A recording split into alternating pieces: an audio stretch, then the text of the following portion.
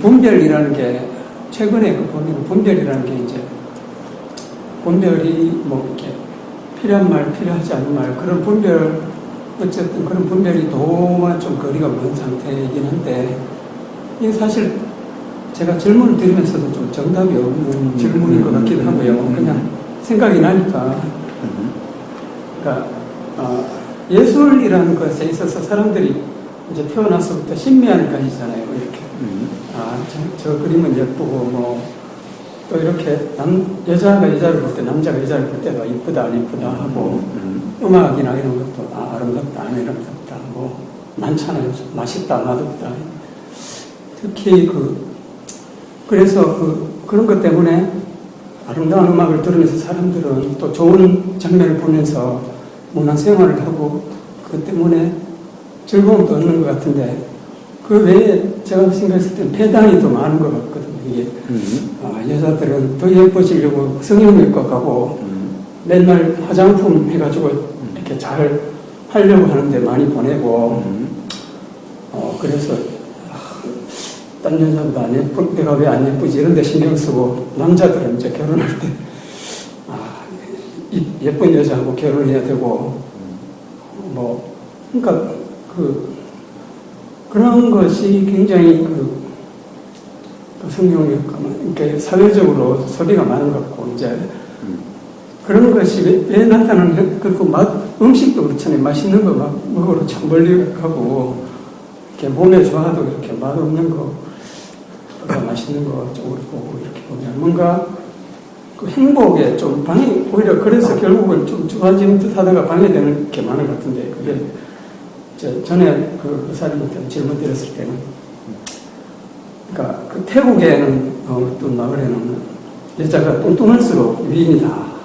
어릴 때부터 그렇게 학습받았으니까 이제 얼굴이 잘생겨야 미인이 아니라 그냥 뚱뚱해야 미인은 그게 너무 당연한 걸로 됐는데, 그러면 그게 한국에서 진짜 한국에서는 지금 안 그런 탤런트처럼 나와야 예쁘죠.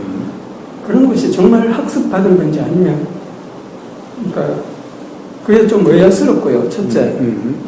그럼 두 번째는 제가 아까 사회적인, 개인적인, 사회적뿐만 아니라 개인적으로도 이게 손해가 커요. 이게 거기다 예쁘나 안 예쁘나 신경 쓰죠. 무슨 맛없나 신경 쓰죠. 그러니까 그런 게 없으면 좋잖아요. 네. 관념이 알아지면 되기는 하지만, 그래도 아예 없어버리면, 예를 들어 이제 외계인이 2000배 망원경 들고 막 다니면 예쁜지 안 예쁜지 모르는 것처럼 우리도 그런 눈을 가질 수는 없으니까 그런 눈을 가질 수는 없으니까 그런 눈을 가질 수 없으니까 수행해서 그냥 이렇게 알아지는 걸로 해서 이제 사실은 지금은 거의 불편하지는 않은데 근데 이제 그렇다고 100%는 아니고, 이제 일반인들 경우에 보면은 그런 폐단이 많잖아요. 사회에서. 그런 사람들에게 현미경을 적용할 수는 없죠. 그렇다고 다 수행을 시킬 수도 없고. 또 그래서 아예 사회적인 인식을 태국에처럼 바꿔볼 수가 있느냐 했던 그런 방법들이 있을 수 있느냐. 그런, 이렇게 좀 황당한 얘기 같지만 좀 또 현실적으로도 이 사회적으로 뭔가 보탬이 될 수 있는 생각도 아니겠느냐 이런 생각이 들어가지고 자, 그것이 어떻게 생기는지라고 하는 것은 바로 이 경험에 기반한 관념이 상품입니다. 경험에 기반한 관념입니다. 태국에 그 이야기를 했다시피 어릴 때부터 당연히 그렇게 듣고 그렇게 보이고 그러면은 그렇게 돼요. 요즘 사람들이 왜 대부분 이제 미인에 대한 기준이 비슷하냐? 그래서 텔레비전을 공유를 하고 같은 것을 거기서 계속 예를 들어서 미인들을 통해서 이것이 아름다움이다라고 계속 보고 그 어떤 드라마라든가 그런 데서 계속 이쁘다라고 하는 그런 모델이 계속해서 현대의 그 기준이 비슷한 것이 계속 보이다 보고 그런 노출을 공유하다 보니까 미인에 대한 기준이 비슷하게 된 그런 경험을 삼는 거예요. 그런데 바로 예술이 됐든 그런 것이든 다 바로 관념이죠. 미 아름답다, 아름답지 않다라고 하는 것이 바로 그런 경험의 산물로서 그 경험은 사람마다 다르죠.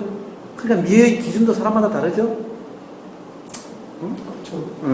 그런데 예를 들어서 피카소의 작품이 가령 뭐 훌륭하다, 훌륭하지 않다라고 하는 것은 사실은 어떻게 보면은 평론가라든가 또 그런 사람들의 그 말의 얽매임이죠. 예.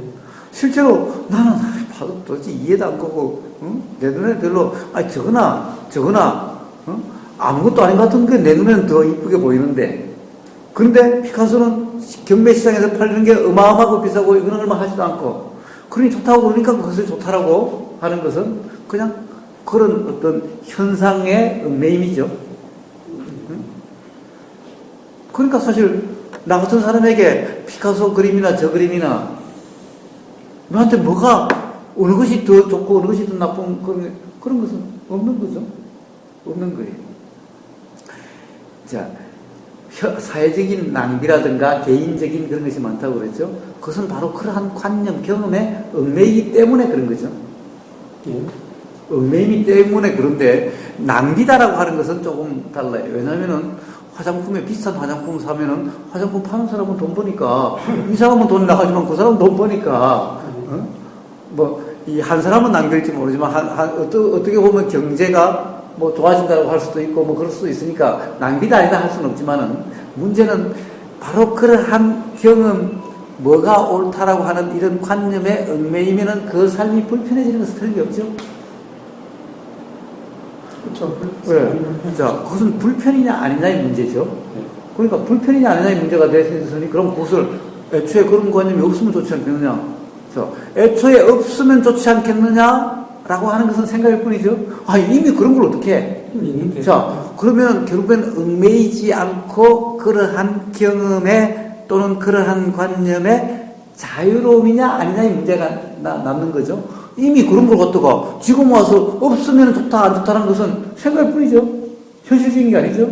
지금 이미 그런 것에 대해서는 결국 그것 때문에 불편하냐 아니냐라고 하는 문제만 남는 거죠.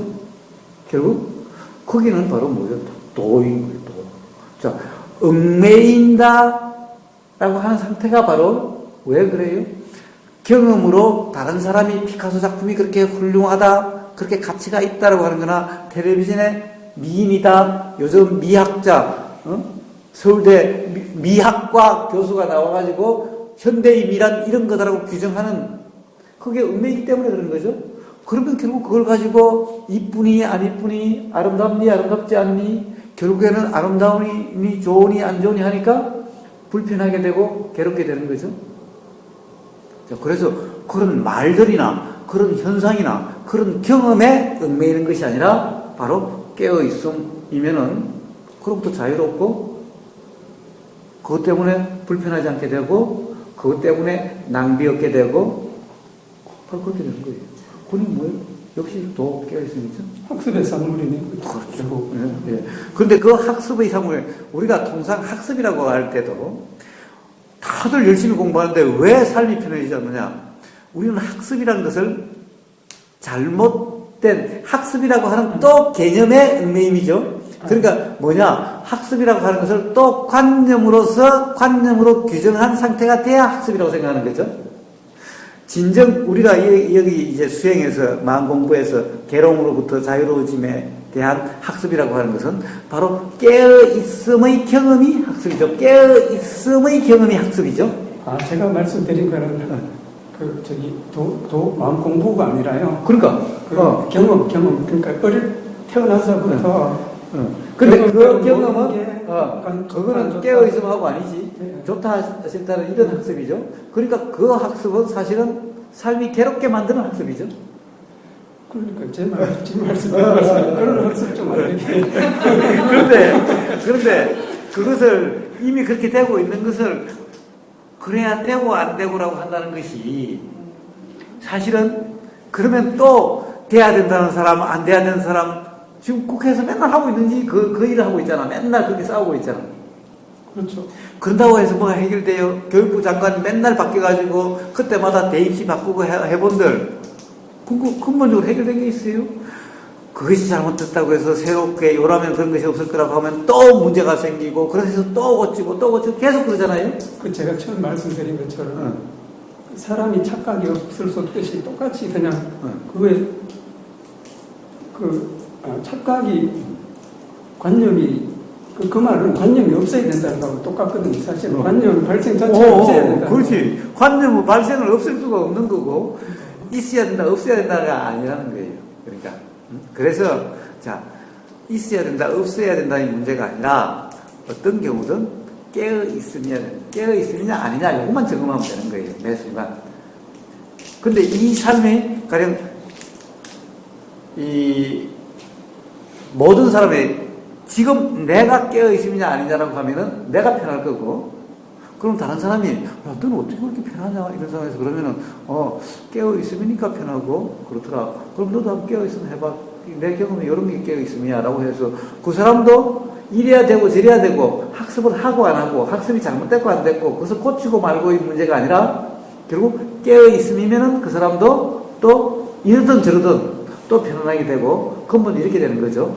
이렇게 되다 보면은 학습 교육부도 이런 정책이어야 된다 이런 정책이어야 된다 막 고집하지 않게 되고, 왜?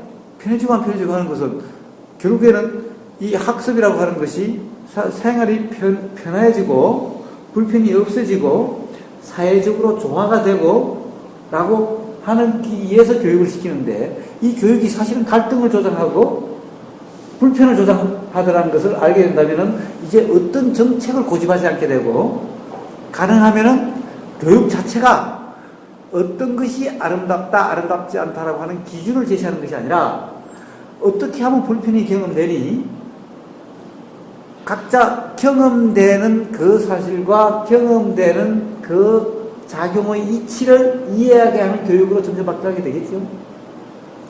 예를 들어 교육부 장관이 바로 이런 도를 안다면은 그렇게 돼가겠죠.